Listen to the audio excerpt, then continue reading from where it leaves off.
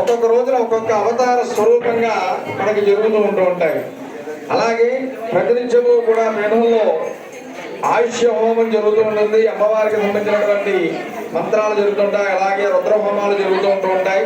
ఇటువంటి కార్యక్రమాలన్నీ కూడా మన పీఠంలో ఈ నవరాత్రి మహోత్సవాల్లో అత్యంత వైభవంగా జరుగుతూ ఉంటాయి. మరి భక్తులందరూ కూడా ఈ 9 రోజులు కూడా సంపూర్ణమైనటువంటి భగవతి యొక్క అమ్మవారి యొక్క అనుగ్రహాన్ని పొందాలని చెప్పేసి ఈ సందర్భంగా మీ అందరికీ తెలియజేస్తూ, అలాగే ప్రతినిత్యము కూడా కుంకుమ పూజలు ఉంటూ ఉంటాయి. ఆ కుంకుమ పూజల్లోనే అమ్మవారికి సంపూర్ణమైన అనుగ్రహాన్ని మనకి ప్రసాదిస్తూ ఉంటుంది. జాతి మత అనేటువంటి వివక్ష లేకుండా అందరూ కూడా శ్రీచక్రార్చన చేసేటువంటి ఏకైక పీఠం ఉంటుందంటే అది వెలుగువారి విజయదుర్గా పీఠంలో మాత్రమే మనకు కనిపిస్తూ ఉంటుంది. నమస్తే అండి. అటువంటి ఆ మంగళప్రదమైనటువంటి కార్యక్రమాలు ప్రతినిత్యము కూడా జరుగుతూ ఉంటుంటాయి. కాబట్టి చాలా ప్రాంతాల నుంచి సుదూర ప్రాంతాల నుంచి కూడా భక్తులు విజయడం జరుగుతూ ఉంటుంది. మరి మీరందరూ కూడా అమ్మవారి యొక్క అనుగ్రహాన్ని ఈ నవరాత్రాలు సంపన్నమైన కార్యక్రమం అమ్మవారి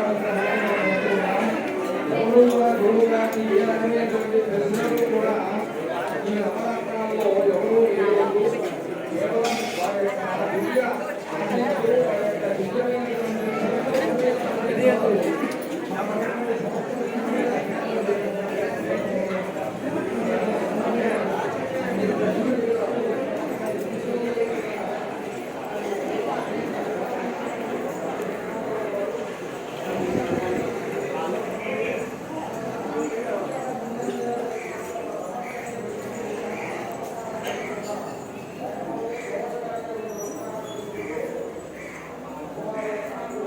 దుర్గ విజయపేట దుర్గవారి ఆలయం అండి. ఇది అమ్మవారి గుడిలో ఉన్నాం మనం.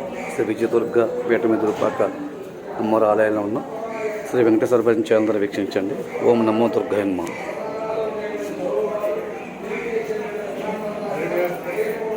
ఈ 9 రోజులు ఇక్కడ అంగరంగ వైభవంగా జరుగుతుంది అమ్మవారి ఆలయంలో.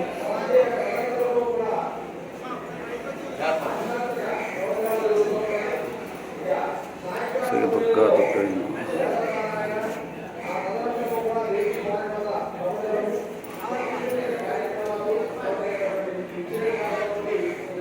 దుర్గాక ఆలయంలో ప్రమాదం 52 సంవత్సరాల నుంచి జరుగుతుందండి ఈ దసరా నవరాత్రి సంబరాలు.